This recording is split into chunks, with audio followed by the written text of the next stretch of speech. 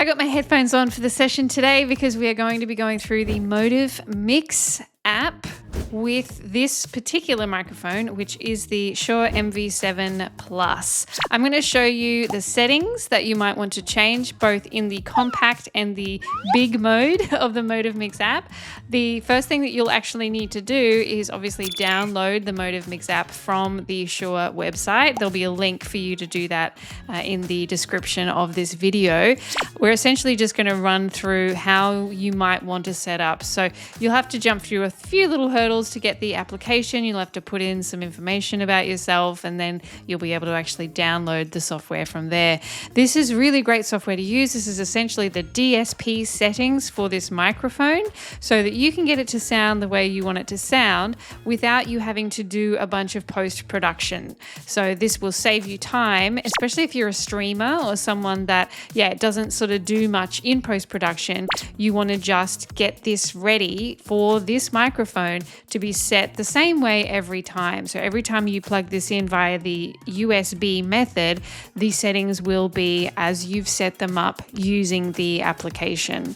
They have an option for Mac and PC, so you won't have any problems. Go there right now, download it, and then we're going to go through what the settings should look like for you. We're going to test it on my voice. You'll have to gauge for yourself what you think would work best for you. But if you want troubleshooting advice on this, if you want help with your EQ, with your compression, things like that for your voice, you want to know what to do, then you can definitely book in with me or someone from my team where we assess you, we assess your location, we assess the microphone that you're using, so it doesn't have to be this microphone, and we go, okay, based off of that, this is what you could set your EQ and compression. This is the kind of room you need to be in, or based on the room you're in, this is the settings that you need to change to make it sound as good as possible. So you can do that. There'll be a link in the description of the video to do that if you wish. Without further ado, let's get straight into setting up the Motiv Mix app for this microphone, the Shure MV7 Plus. When you first go into the Shure Motiv Mix app, it's actually going to ask you whether you want to be in full mode, and that should be on the right, or the compact mode. Full mode looks like this.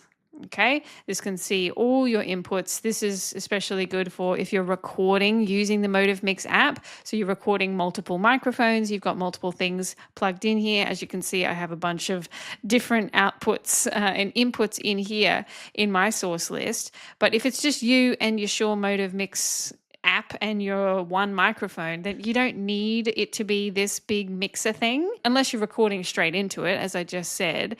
If you want to just fiddle with the settings and then you're recording it elsewhere, just go to your Windows. I'm just going to switch it to compact mode here, and you can see this is the compact version. So this is just the DSP settings for the microphone itself. So if you've got the Shure MV7 Plus plugged in, then it will show up as an input, and the output, just grab your headphones and you're going to plug them into the base of this microphone here so that as you're changing settings, you'll be able to hear what you're changing. Okay, so now I can hear myself in my headphones because it's got output and input set via the Shure MV7, so I can hear exactly what I'm doing in here. All right, now gain level is set to auto at the current moment, and the auto level, when I turn it off and on, you can see if I turn it on, it's giving me more volume. This is me at a higher volume. If I want to turn that auto level off, then it will allow me to change the level of the gain on my microphone. If I feel like I'm too loud, then I might want to change that gain. I might want to do something separate with it. When I was testing this before though, I actually quite liked the setting that it gave me for the auto level. So I think it's been quite good doing that, and I don't have a problem with you using the auto level. But if you want to turn it off, you can, and then you can see it's a manual plus 18.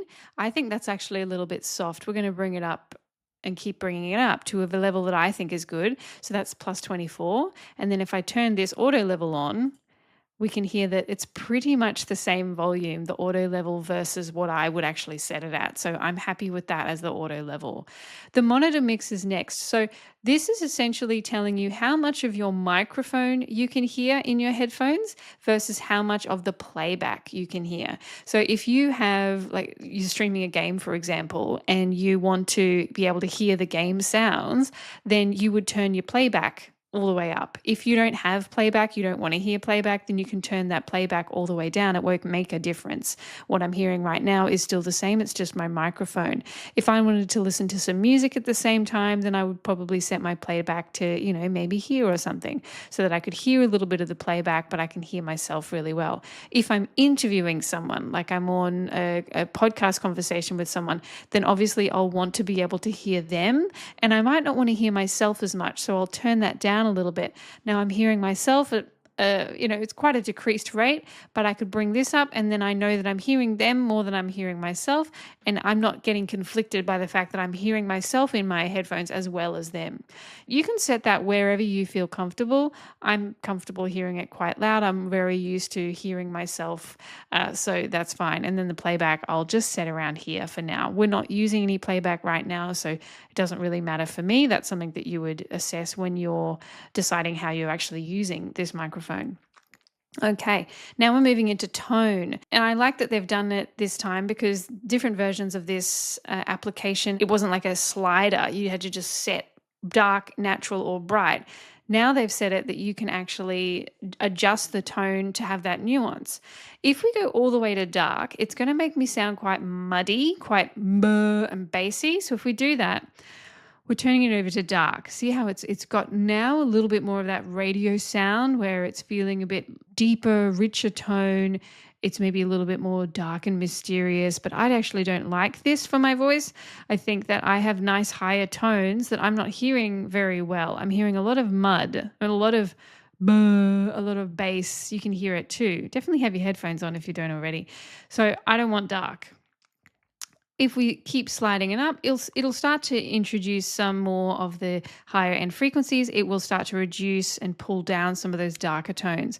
It's bringing in, now we've got sort of a bit of a bass, and it's bringing more of my higher end frequencies up that you can probably start to hear there. The natural tone means that it's pretty flat. It's not doing much to the vocal. This is pretty much as my voice sounds using this microphone.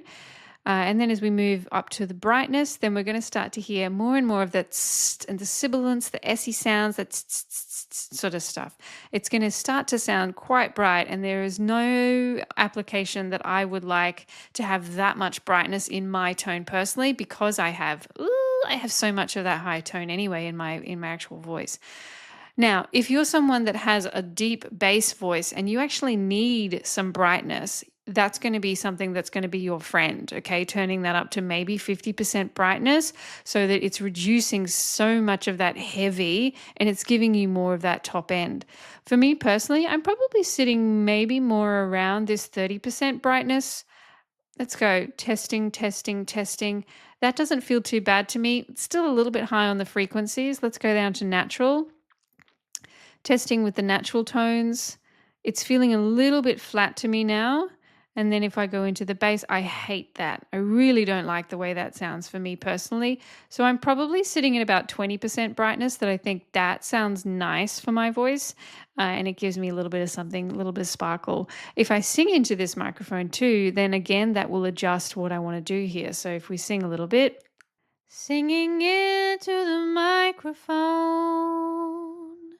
singing into the microphone,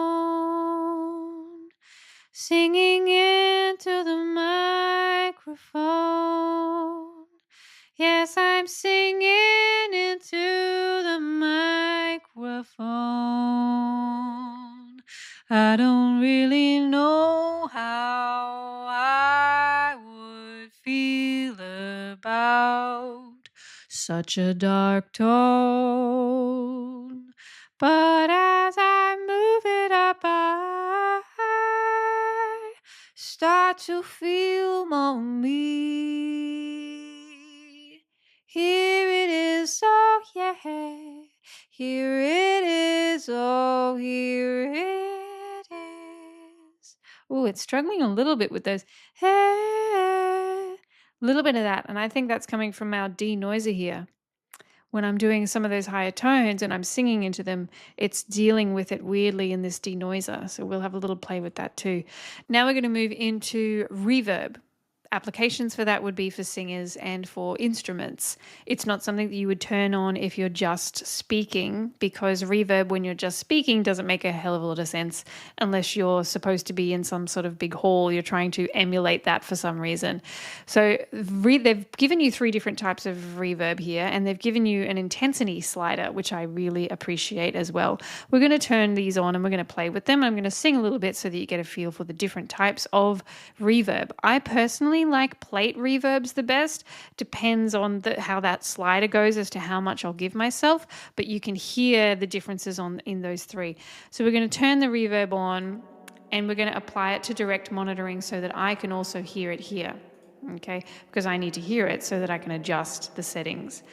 All right, if we start with studio, it's going to be less. It's a smaller room that it's, suggesting that you're in here with a studio sound. If we start from a smaller intensity, then it's just going to give you a little bit. If we go all the way up here, whoa, it's going to give you a lot. There's very few applications that I think a lot of any of the reverbs, but we're going to sing a little bit so you can get a feel. So this is a smaller studio. Someday when I'm awfully low, and we'll slide it up, and the sky is gray, I will feel a glow just thinking of you and the way you look tonight. It's quite a lot. Now we're going to go to plate. Back to here. Oh, but you're lovely, with your eyes so blue and your cheeks so soft. There is nothing for me but to love you and the way you look tonight. Okay, it's a fair bit there on the plate. And then the whole, gonna go back. Someday when I'm awfully low and the sky is gray, I will feel the glow just thinking of you and the way you look tonight. It's a lot. Now, you'll notice that I turned and I'll turn this down here, I turned the denoise off. We cannot have denoise on when we're recording with reverb, with vocals, or with instruments. In fact, if you're recording with those things at all, turn the denoise off. It even says that in the little information thingy there. It's going to reduce some frequencies that you don't necessarily want it to reduce, because you're singing, you're performing, you're speaking in a different way than you would be with the denoise. The denoise's point is for it to take out the unwanted noises in the room. So, yeah, background sort of humming noises and things like that. If you're singing, if you've got an instrument, if you're further away from the microphone and you're like playing a guitar, you don't want denoise to be kicking in and like messing with the frequencies that you've got that you actually want to make sure are in there, because the frequencies that you need for vocals and for instruments is very different to the frequencies that you need for speech. So we can turn it back on now, and you can hear that it's reduced background noise, and it's done a pretty damn good job of it. But I don't want that when I'm recording my vocals. I don't want the denoise. So do make sure that you switch that one off. For me personally, if we were just to think about which reverb I actually like the most, I thought the plate was actually quite nice. I liked it probably around here. If I'm singing like something quite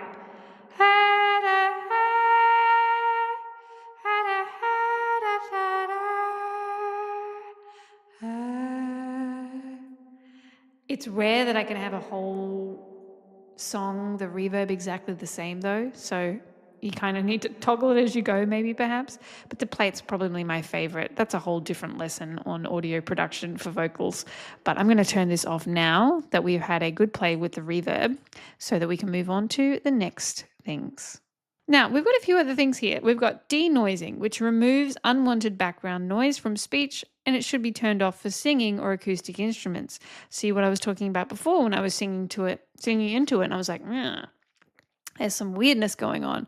So we want to turn that off if we're dealing with vocals, if we're singing into it. When we turn that denoiser off and we're quiet, we can hear a little bit more of the actual room. I can hear a little bit of the hum of the computer, of the fan from the big light that I have. Yeah. It's when I turn it on, it gets rid of that. It also changes the sound of the microphone slightly. Okay, it's making a few adjustments to the mic based on that denoise. Now, I would say that in the bulk of situations, the denoise will serve you really well. In your post-production, you won't have to deal with it as much. It's not going to handle it's not going to be able to do all of the denoising, but it's going to do a pretty good job. So it depends on how much that matters to you, but they've done pretty well with their denoise. The popper stopper is the next one. The popper stopper is an interesting one that they haven't had on previous versions, where when I'm doing my p and my b sounds, normally, especially with MV7 microphones, like just the MV7 flat, and I've done reviews on it, there's a bunch of pops. The popping is insane. So let's turn this off. Popping the popcorn and sizzling the sausages. Popping the popcorn and sizzling the sausages. Turning it on. Popping the popcorn and sizzling the sausages. Popping the popcorn and sizzling the sausages. Popping the popcorn and sizzling the sausages. Can you hear that it's not reducing those pops completely, but it's diminishing them, it's minimizing them? Like, it means that they could save on the foam, because the foam really should be stopping most of those pops. And the fact that the foam isn't doing it, and they felt like they needed to put this on the software to do the popper stopper, seems like a little bit of a cop-out to me. But maybe it costs them way less to have this little bit of popper stopper in the software than it does to have better quality foam on their microphones. I don't know. But that's my little dig at Shure there. Okay.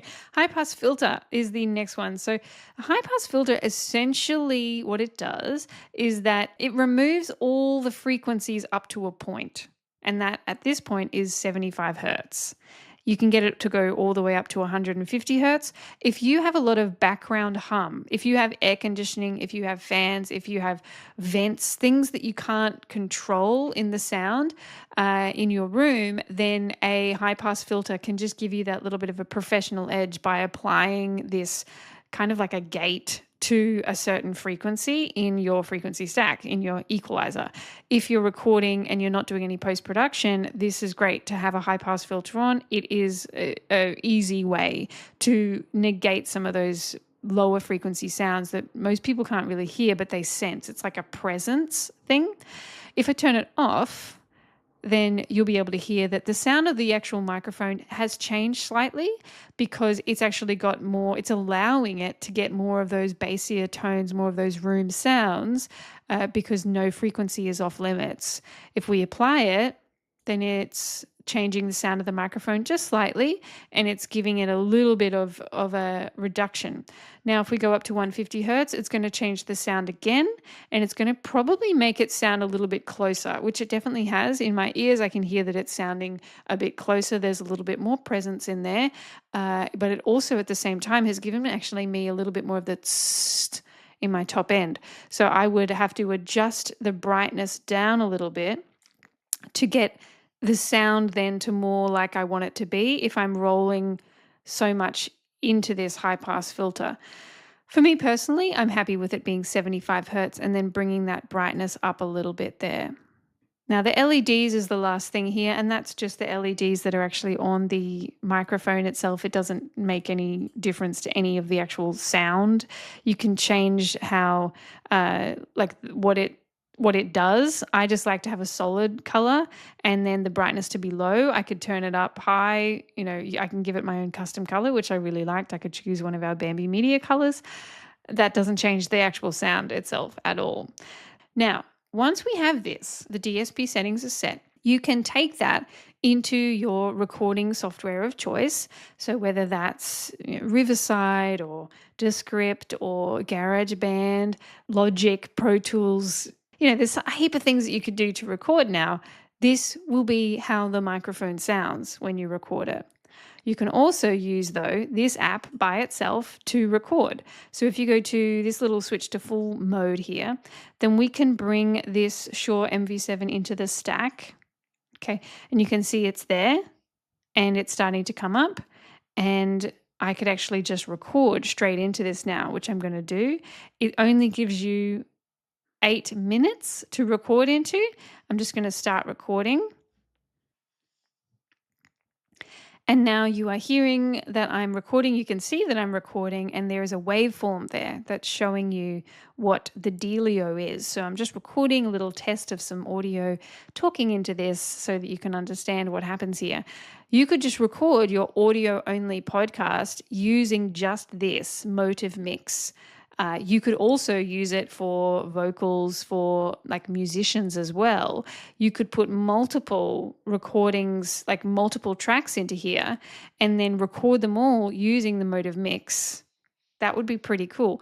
You still need to edit them somewhere. If you were going to edit them, you can't edit within the Motiv mix, but you can record everything in there. If you have multiple speakers, if you have multiple people on your podcast, you all have, MV7 plus microphones. In fact, you don't have to have just MV7 plus microphones. You can have a bunch of different types of microphones. It's really cool, this Motiv mix app, because it does allow you to record different microphones, and they don't have to be Shure microphones. So I'm really loving that this now exists. Okay, so now I'm just going to hit stop. Done, I should say. And then it's just going to tell me, hey, this is where I've recorded them. I'm just going to say show in folder, and then it's going to bring it up here, and you're going to see that I have a input track and a main output track. Now, I set this up already so that it would record the main mix as well as individual tracks. How do we do that? We go to here. Recording settings, we go main output plus individual sources. It's important that we do individual sources so that you get those individual tracks as individual waveforms. That's really helpful for post-production, for editing in your DAW. If you don't do that, then you just have one track to play with, and that's a pain in the ass. As far as the other stuff, you've got audio resolution. You can change only the location of this. You can't change the audio resolution settings for input and output at this time based on the information that I have here in front of me. So that is that. Now, if I just go and listen to some of it here, and now you are hearing that I'm recording. You can see that I'm recording. So then what I would do is I would go back and I would listen to that recording that I just did and check that I'm happy with it before going ahead. I always suggest doing a test recording before you go ahead and do anything too much in a completely new software. Do a test recording, be as loud and as soft as you're going to be, and check what that is going to be like. So that's the wrap up of the Motiv Mix app using the MV7 Plus. I hope you enjoyed that little wrap up of this. If you like this kind of thing, you know what to do. Like it, subscribe to it, leave a comment. Have you used this? Will you use it? Was this helpful? Please let me know. I love feedback. I love doing these kinds of videos as well. So have a great day, everybody, and I will speak to you next time.